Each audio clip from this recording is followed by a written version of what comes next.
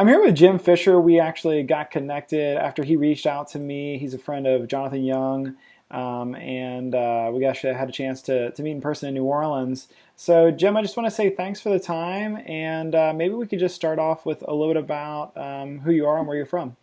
Yeah, we can do that. I live in New Orleans, 39 years old, and I used to weigh 350 pounds, and I'm now sitting at about 165, 166 because I ate too much yesterday when I weighed myself this morning.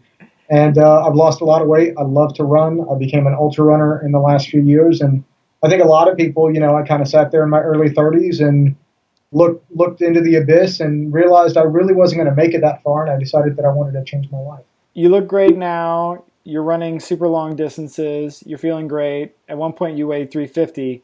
So maybe we can kind of fill in the gap there a little bit. Were you always big as a kid, or is that something you grew into as you got older? It was weird. When I was a kid, I was a fat kid. Everyone in my family was overweight. My mom, my sisters, my dad. As a kid, I was obese. I think by the time I was in the third grade, I remember it. I was 100 pounds in the third grade. By the time I got into high school, and I'm not very tall. I'm like 5'7". So that weight on a really short frame was a lot. I weighed 265 my senior year in high school. I was playing, football, so it was okay. When you were younger, in Texas, it's like, okay, you're on the offensive line. You're supposed to be a big guy. I was really strong, never very athletic, but I was able to push around a lot of weight, and I was okay playing football. And then I got into college, and I really wanted to lose weight. So I was able to get down to what I like to call manageably fat. I was like 220, 230, and I kind of stayed there through most of my 20s. And then I think, like a lot of people, life happened. I got a job that was more work. I got married. I had a kid. Next thing you know, like I get on the scale one day, I was 250. And then it was a spiral from there. Divorce. Get the 270. More. Lose my job. Get another job. More pressure. More everything. Body's metabolism slows down even more because I'm hitting 30 now. And I got into the 300s. And then I remember at one point I got on the scale in 2011 and I was 325 and I stopped getting on it because it was terrifying. And I gained weight after that. So over the years, it's once I got into those high 260s, 270s, it wasn't that big a leap to get over 300. And then at some point, I didn't know what to do and it was too hard. So I gave up. Yeah. So I know you said you were a fat kid, and it sounds like the weight kind of just kept on going. Did it bother you whenever you were a kid and whenever you were a young adult that you were bigger? It did. I remember, I was born in Los Angeles, and anytime as a kid you move, it's hard. And when I was 7, we moved to Dallas Fort Worth in Texas, for my dad's job, and I went to a school, so you're the new kid anyway, which is hard. Um, and then I remember everyone making fun of me, not only because I was the new kid, but because I was fat. I remember there was this one guy named Michael, and he used to tease me saying, he's like, I have a book I should give you called, Are You Fit or Fat? And he was a skinny kid. He's like, and clearly you're fat, so you need the book. I'm going to bring it to you. And I remember getting picked on for being bigger. It really, I think like a lot of kids, whether you're skinny or fat or whatever, kids are cruel and they find your vulnerability. And I think up until like high school, like everyone else, or like a lot of people, I got bullied for being big until I was so big and strong that nobody messed with me. But that was a problem. So I got picked on a lot. I remember the first time I played football in the 7th grade, we were doing laps at the end. So we do football practice. Of course, I got hit really hard, so I cried, which was not good. And then at the end, the coach was like, "Okay, we need to do 2 laps, 800 yards." And it was terrifying because I knew there was just no way I could run a half a mile, right? And I remember the group of 30 or 40 kids running at least 200-300 yards ahead of me, a lap ahead of me, and me dragging behind, trying to pull up my pants because I had 2 belts on because I was so big, and trying to keep up with everyone. So it was hard. I mean, I think as a kid, weight is one of those things that's really, really hard, and you really don't have a lot of, you don't have a knowledge base to do something about it, you know. And I think my mom was trying, you know, she was like, okay, we'll play football, that'll help. You know, she would try a diet like Slim Fast or, you know, I mean, really anything to try to help us lose weight and to try to get me to stop eating. And I just wouldn't. And I refused to eat well. Um, and so as a kid, it was really hard because I didn't feel like there was anything I could do about it. I really thought I was going to spend my whole life fat. And so when I became an adult, and you know, even though I was down to a better weight, really when I lost control of it in my late 20s and 30s, I just had resigned myself to the fact that I was just going to always be that guy who was huge. You know, I didn't. I mean, I'd gone my whole life, and people were calling me a big guy. So I'm like, well, I guess I'm just a big guy. And you know, I didn't think there was anything I could do about it. It was, you know, you kind of, the thing that's hard is that you get this feeling of hopelessness.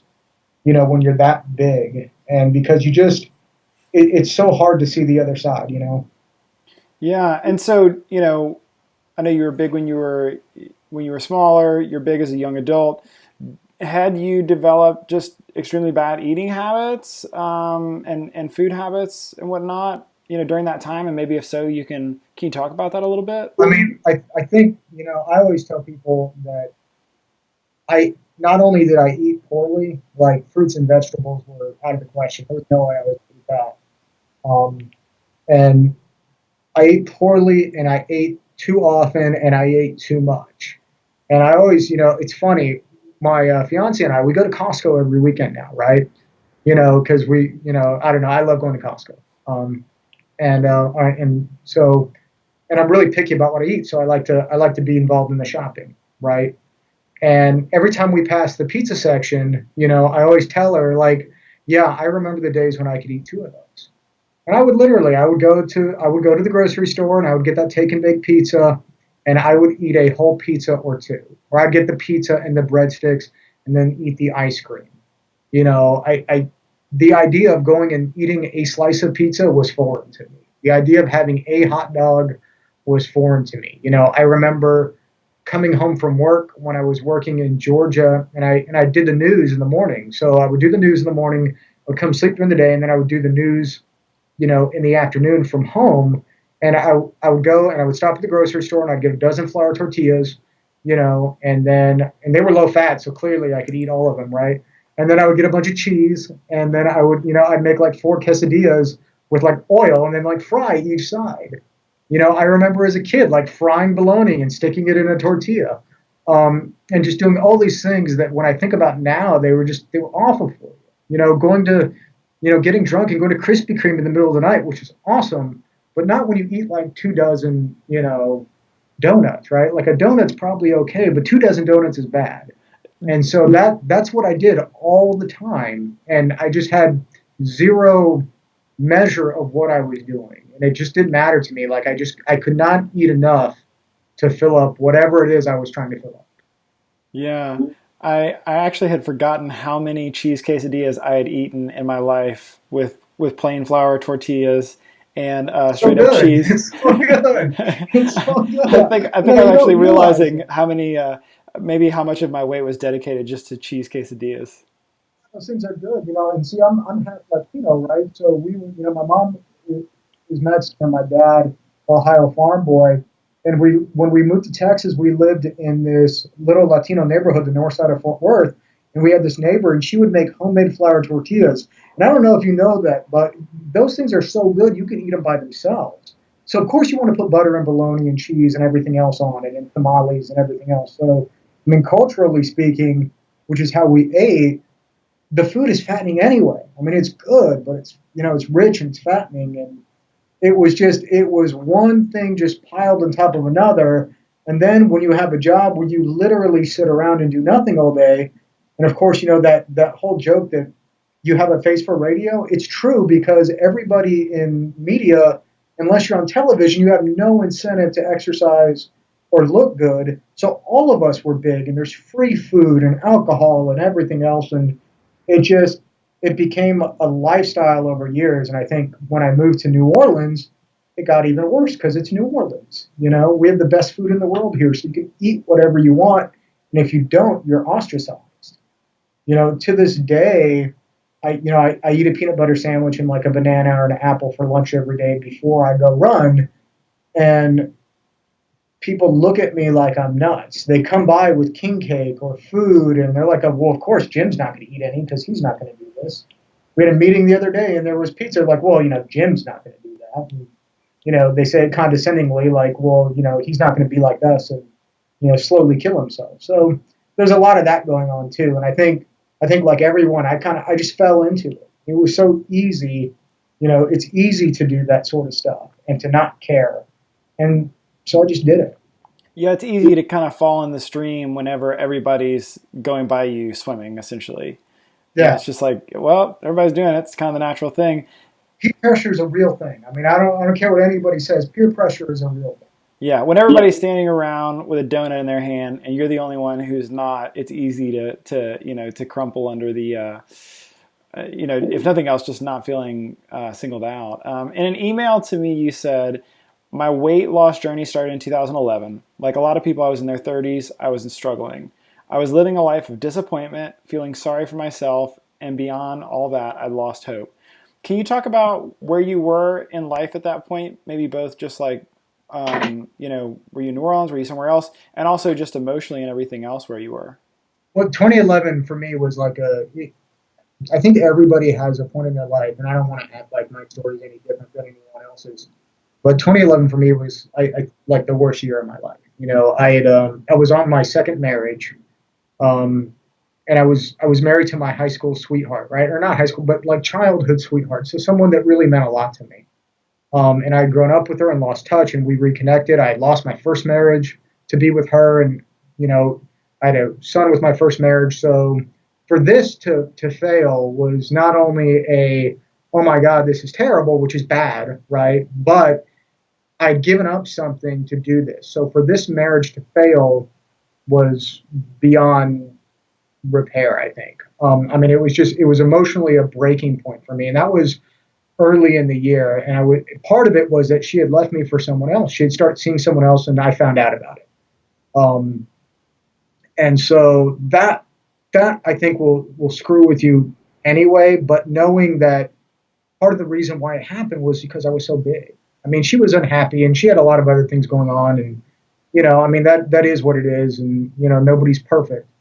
But part of the reason why was because I wasn't appealing anymore. I was huge, well over 300 pounds. God knows exactly where I was. And so to know that was hard.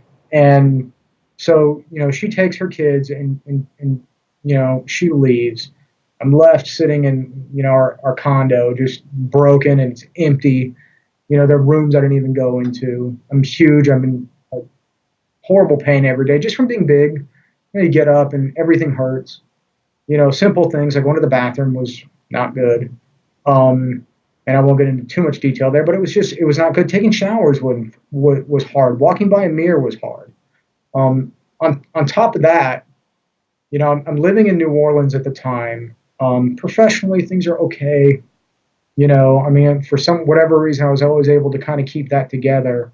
But then later in the year, as I was trying to start a weight loss journey, my father died, and my dad and I were never close. He worked out of town a lot. Even into my adult years, we talked maybe once a year. He'd call me on my birthday. We'd talk for 30 seconds. I think my mom put him up to it, and then we'd hang up, and that would be that.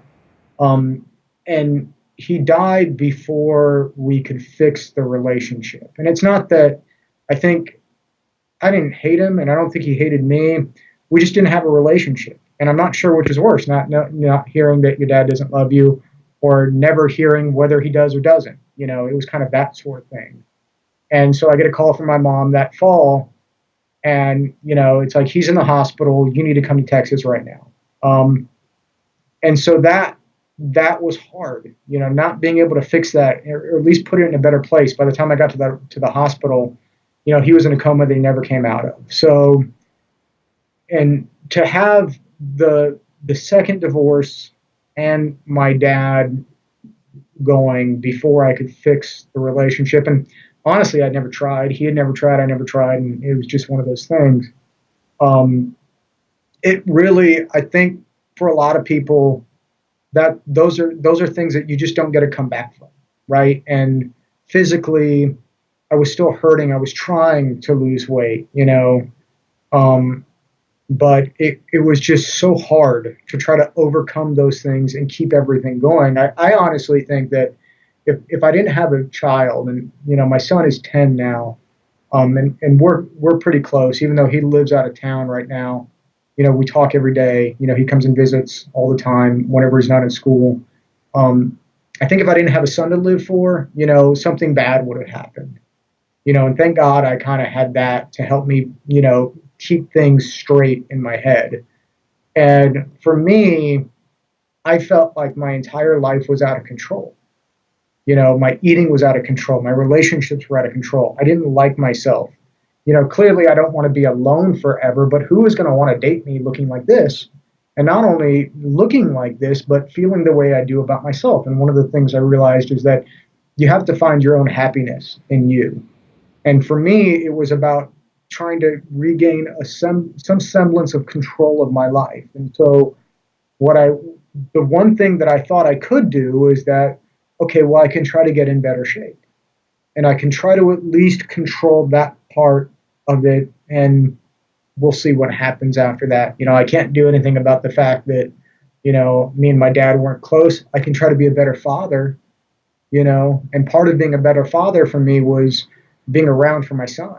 My dad was an aerospace engineer. He was brilliant, but he we never played catch. We never did any of the things that fathers and sons did. And I never wanted to be that dad for my son. And I was slowly becoming that guy who couldn't do things with his kid.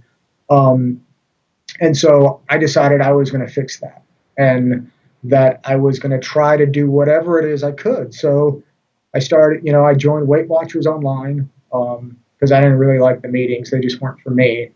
And then I started doing P90X because I had a friend at work and a roommate that was like, well, maybe you should try this. And I was like, okay, whatever. Infomercials look cool, and Tony Horton looks like a cool guy. All right, I want to look like that. So I started doing that, and I got so far. And then one day at the gym, I got on the treadmill, and I was just like, I need to do some cardio because I could always lift, but I never did cardio, which is part of the reason why I got big. Um, and I just started running. And by running, I mean, the quotation mark, I think I said the treadmill at like 2.5, 3 miles an hour. And I was kind of shuffling my feet. I mean, at this point, I was 300 pounds. Um, and it took me, an hour to do 3 miles. I don't think I could ever run more than like a quarter of a mile, the once around the track that you see on a lot of treadmills, right? And it was weird, despite all the looks I got at the gym, and I think people like probably walked by the treadmill thinking, "Man, I really feel sorry for that treadmill with that big guy, running on it." Um, I had this peace, and I was like, "Okay, well, I want to do this again." So I would go out and I would like, go as far as I could for 20 minutes. And I think for a long time, I was really stoked when I got to a mile and a half in 20 minutes. I was like, man, I'm like the greatest runner of all time. When I broke a 16-minute mile, which I guess was like 4 miles an hour, 15-minute mile, whatever it was, I was like, man, I'm like awesome. Like 4 miles, that's amazing. And I just kept going farther and farther until I signed up for a Warrior Dash in 2012. That I thought, I'm like, well, it's a 5K, and I think I can do 3 miles. I think at that point I'd run like 2 or something straight without stopping. And I did that, and I got hooked on racing. So I did a 5K, did a 10K, and then eventually I got crazy and decided, like, I'm going to try a half marathon because the plan didn't look that bad. I did the half one year. I got injured and had to take a little time off. Went back and attacked it again. Did the half in 2014. Decided that I wanted to run a marathon before I turned 40. Well, I did the marathon the next year. And then the real thing that was weird for me is I just started reading about running ultra marathons. And I didn't know that an ultra was just anything longer than a marathon distance, right? Like, I didn't even think you could run more than 26 miles or walk or whatever it is we do. Um, And while I was running my first marathon in 2015, I got this really crazy thought in my head. And when I go run, like I just, and, I know you like to bike and other people, whatever it is they like to do. One of the things is you can let your mind wander a little bit, right? I mean, and for me, my job is busy, and it's stressful. And so that ability to shut off the world for a little bit means a lot. Um, and so I'm running this marathon, and I think to myself, I'm like, man, a lot of people run marathons, right? I mean, it's not a lot, but it's a lot. I think it's like 2, 3 million people a year or something. But nobody runs ultra marathons. And how cool would it be to be able to say, like, I went from like 350 pounds to running an ultra marathon. Like, that would be pretty cool. So I kind of told myself, I'm like, I'm going to run a 50-mile ultra marathon. Like, I don't know how long it's going to take. It's probably going to take me forever. I'm not sure if it's even possible, but I'm going to do this 50-mile ultra marathon. And, lo and behold, I guess 2 years later, I did 50 for the first time in January, and now I'm training for 100. So I for me, it's constantly about trying to want a little bit more out of yourself. And I always feel like if I can try to push myself a little bit harder today than I did yesterday, it doesn't even matter. It doesn't have to be faster. It doesn't have to be anything, but just try to get just that little bit more, um, that I could still live and I can still, and I can still keep doing the things I need to do.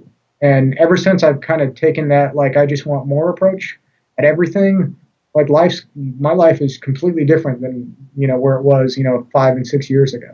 That's all fantastic. So at some point, you're 350 pounds. You feel sorry for yourself. You're, eating terribly, making poor decisions, and then, in this conversation, 5 minutes later, you find yourself running your first 50.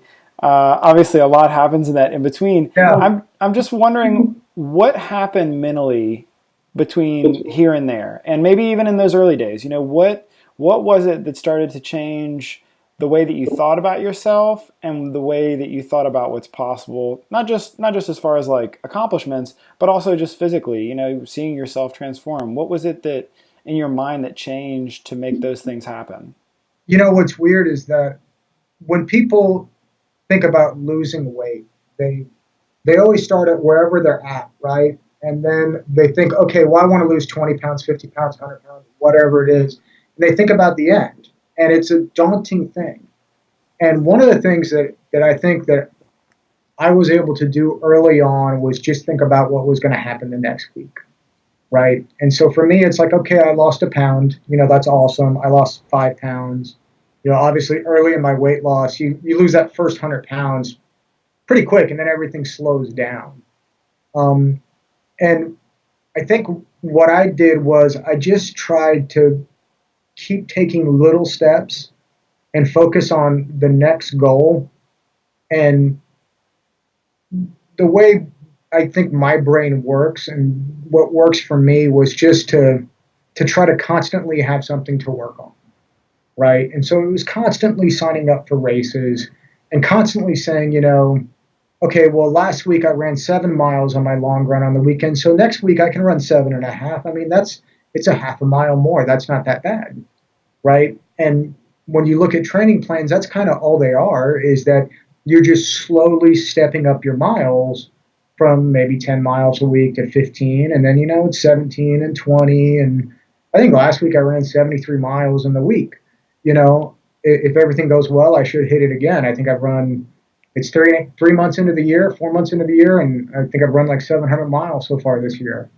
It's just for me. It's just been a little bit more. So physically, I always thought I could squeeze a little bit more out of myself, and um, mentally, it was just trying to stay strong and disciplined. And I think for me, knowing how my relationship with food, one of the things that I think was a big change for me was over the last year and a half was to realize that I was just addicted to food, you know, and that's why I ate 2 pizzas. I didn't get fat because my daddy didn't love me. I didn't get fat because my wife's left me. I didn't get fat because work sucked that week. I got fat because I like to eat. And so I had a food addiction, and I really had to get that under control. And it's cliche, but it was one day at a time. And if I could string together enough of those days, then the weight would, it would just, by product of what I was doing, if I did the work, it would come off. And one of the things for me was that I always was good professionally at what I did. I could always keep that together for whatever reason. And I think one of the reasons why I'm okay at what I do is because I have a capacity to work and work every day and work hard and apply some consistency. And so I try to treat my weight loss and my food addiction and exercise and running like I do my job. I'm going to be consistent. I'm going to work really hard. I'm going to do it on the days I don't feel like, and I'm going to put the work in. And if I do that long enough, then I'm going to have the capacity to get better and to progress. And I'm going to go as far as my little body is going to take me. And I don't think I'm ever going to run like 6-minute miles. I don't think I'm ever going to be a champion ultra marathoner. But running 100 miles is pretty cool. If it all ended tomorrow, running 50 miles, it's pretty cool. Yeah. So I've done a lot without a lot of genetic gifts, and without a lot of coaching and training. I've trained myself, but nobody else has told me how to do it. So I work at things, I research. I try to just be as consistent with it as I can every day. And once I kind of started applying that to my life, things started to fall into place a little bit more. I mean, I think like everyone else, I had my problems, but I'm certainly, I guess the thing is, it's like if it all ended tomorrow, it's been a good run, right? And so, I think applying that to every day, just like it could all be done tomorrow, and so I hope today was a good day. Just never being complacent. That's gone a long way for me. Yeah, I think it's a great thought to almost think of, it's like you're going to have, you might have 2 or 3 or 4 or 7 jobs in your lifetime, but regardless, you're going to work extremely hard at each one to keep it. You need to get your paycheck. We're only given one body. And the reality is, you need to work on that just as hard as you are at keeping your job because, when this body goes, it's not like we're just going to be given a brand new one at 60 and say, oh, it's okay. You didn't take care of that last one. Well, yeah, and I think too, you want to set an example, in what you do. And as I've been a manager of people for a long time, and I've never been the rah guy. That's not how I operate. I've always tried to just do the best I can and show people that I'm working hard, and hopefully, that rubs off. And for me, I almost feel like, especially now, given how far I've come, which is, it's 160 plus pounds, all the, if I turn my computer around, you'd see all the medals on the wall and everything else. I would really be letting down myself. I would be letting down my son. I have a 1-year-old daughter. I would be letting her down, even in just the close group of people that I keep around me. If they saw me, slacking off, I would be letting them down. Um, and I can't live with myself doing that, and I can't, my word to me kind of means a lot. In that I want to make sure that I'm doing the right thing and that I'm living up to the standards that I set for myself. And if I say I'm going to do something, I want to do it. And like the 100 miles, I mean, I said I'm going to run that, so I'm going to run it or I'm going to die trying. I don't know how I'm going to do it, but that race is registered for, and if I can't make it, well, it's not going to be for lack of work. You know. Yeah, I have no doubt you'll do well. What about this journey has surprised you? What, looking back now, did if I was to tell your former 350 pound self, would you have called me a liar or thought was just simply never possible? I think getting under 200, I would have said you were a liar. As recently as a year and a half, 2 years ago, I never thought I could get under 200. Um, you know, I was under this impression, and I think we tell ourselves stories, right, to make us to justify what we do. And I was under this impression that clearly I'm a big bone guy, and I'm too muscular to get under 200, right?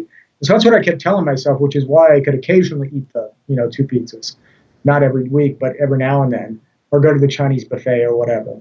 Um, and what was weird was that I found a different gear in the last like year or so where, okay, so I was running before, but, I was running like 20, 25 miles a week. And clearly now I've done a lot more than that. You know, um, I was dieting and maybe every now and then, I'd let myself indulge, and I don't really do that anymore. I mean, now that I'm kind of at a closer goal weight, I can indulge a little bit more, but I'm still pretty disciplined. Um, I think just if you had shown me a picture of myself now, like 5 years ago, I would have called you a liar. Um, I also think one of the things that really surprised me through my weight loss journey is the lack of social support that people who are losing weight get. They're everyone. There's that old saying, "Misery loves company." And when you're around a group of unhealthy people, they want you to fail too. Like they want, and not not that drinking is bad, because if you like a beer or whatever, that's cool. I mean, it's not for me anymore. Um, but in especially in our city, you're expected to party, and if you don't, you're kind of the social outcast. You're expected to eat a lot, and if you don't, you're an outcast. There's a lot of jealousy that goes along when people see you doing something, and you hear things like, well, I could do that if I had more time, or I could do that if I would sacrifice the time with my family. I mean, clearly Jim doesn't spend any time with his family. I've heard that one. Clearly he just he ignores his wife and his kids, and he does whatever he wants, and he just runs, and that's it. That's not true. I get up at 4:30 in the morning, I go run. I run on my lunch hour while you go to lunch. I still, I think like everyone else, I still have a job, and I still have to put a lot of time and effort into doing it well. I'm better at time management than you, or I work on it. It's a struggle, but I work on it. I think And the social being socially ostracized, I think, for being healthy, or at least trying, has shocked me. Yeah, I And think too, it's like people don't, there's that old adage of you make time for what's important, and the reality is, people may not want to say, but if you look at, if you're going to the bar every day, or you're going and having a crazy meal every Friday night, like, you're spending your time and your money and your energies there. Obviously, it's important to you, so you repurpose that a little bit, and there's lack of time, although it exists sometimes, is few and far between as far as folks go. Um, Let me ask you this: if you could have a conversation with somebody who's at the beginning of this journey, who's maybe where you were when you were 350, maybe they're unhappy, possibly struggling like you say you were, and we're trying to get things on track. We're trying to move in a direction to where you are now. What would you tell that person at the beginning? I would tell them that anything is possible. If you just think that you can't, and it's funny that people think they come up with reasons why they can't do this or they can't do that, and it could be a big thing or it could be a small thing, but they tend to let that little voice in their head like rule their entire life, and they let their fear rule their entire life. And it's not that you know I'm not scared. I think like I'm scared every day. I'm scared every day of turning into who I used to be. I'm scared of not being a good dad, or not being a good partner, or not being a good boss, or failing. Um, I would tell them that it's okay to try and fail, because you can always get up and try again. It's that, there was this great quote by Teddy Roosevelt, about the man in the arena, and how it's not the critic who counts, it's the guy who actually puts the work in and puts the effort in. And at the best, we'll know and I want to paraphrase here, at the best knows the triumph of high achievement, at the worst, fails, but at least fails while daring greatly. So he's never one of those cold and timid souls who know neither victory or defeat. And that always kind of stuck with me. We all fail. We all try things and it works out, or sometimes it doesn't. The real joy and the real living is in the attempt. And I would tell them that just keep trying. The worst thing you're going to do is probably feel better. I remember when I finally decided that I was going to try to lose weight one more time. Um, I remember telling myself that, um, even if I don't lose another pound, I'm going to feel better. I remember even, a year and a half ago when I was sitting right around 220 again, and I'd put a little weight back on. I remember saying, okay, I'm going to try to do this again. I'm going to really redouble my efforts. I'm going to watch everything I eat. Clearly, I'm eating too much. Um, but I'm going to try to do this again and really get that last 50 or 60 pounds off. And I said, even if I don't lose another pound, I'm going to feel a lot better. And so don't make it about the weight. Don't make it about how you look. Make it about feeling better. And, if you have a day where maybe you eat too much or, the pizza from Costco is just too hard to resist, just it's okay. Forgive yourself and start over the next day. I mean, as long as we're getting up, as long as we're not 6 feet underground, we can try again. I don't know someone who went on a diet that didn't have to start over 100 times. I don't know someone who's ever been successful at anything that didn't fail 1,000 times before they got there. Everybody always talks about the overnight success, about the guy that worked 30 years to get there. And I know with my weight loss, people see me now and they're like, oh my God, you lost all this weight. I'm like, yeah, but I really worked for it. Like, how'd you do it? I don't know. I ran a lot. I dieted for like 6 years. You know, I mean, that's how you do it. It's in those little incremental steps. And then when you take 2 steps back, you get up and you try again. So just don't be afraid to fail. That's what I would tell them. And forgive yourself. It's okay. There's nothing that we're gonna do that's gonna end our life or that's more important than trying to take care of yourself. I mean, if you love anyone in your life and you want to be around for them, then you owe it to them and you owe it to yourself to try to be there. And you don't have to be an ultra marathoner. You don't have to be a distance runner. You don't have to do triathlons. You don't even have to do a 5K. You don't have to do anything, except keep trying. That's it. Just keep trying. It doesn't matter what form that takes. Just try. If you could go back in time and have a conversation with yourself, before 2011, and give some kind words to that person, or maybe some encouragement to get yourself, started in this direction sooner, or just something that you think maybe would have been helpful for you here, what would that be? Um, I think knowing who I was then, I think I probably would have just written it all out on a sheet of paper and said, like, if you do X, Y, and Z, you're gonna get here. I mean, that if you just do the work, you can. That it's possible. I think the thing that was weird for me is that I was just convinced that I could. I was convinced I couldn't be a runner. I was convinced I could never be fast. Not that I'm fast now, but I'm a lot faster than I was. Um, I was convinced that I could never do it. I mean, it's so hard to see the end, when you're that big. And if I could have just seen it and said, okay, cool. So if I just work for 6 years, I get this. Okay, I'm in. Bless you.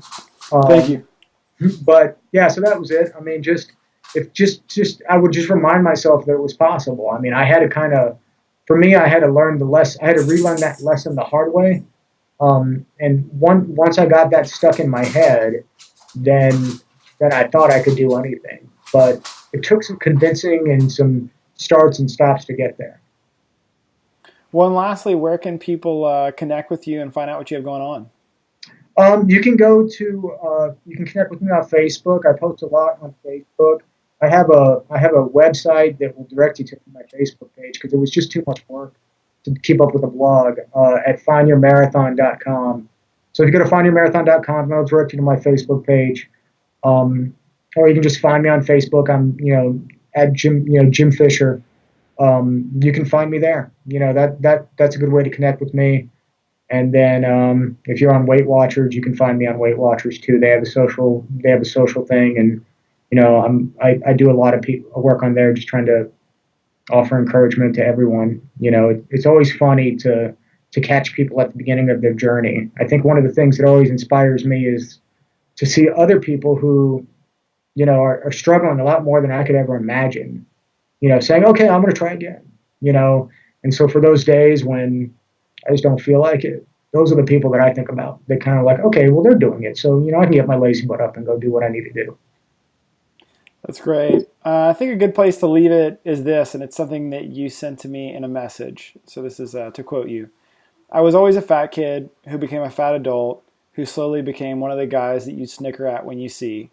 I changed my life with hard work. No drugs, no fad diet, no surgery. Hard work. I've taken my life back.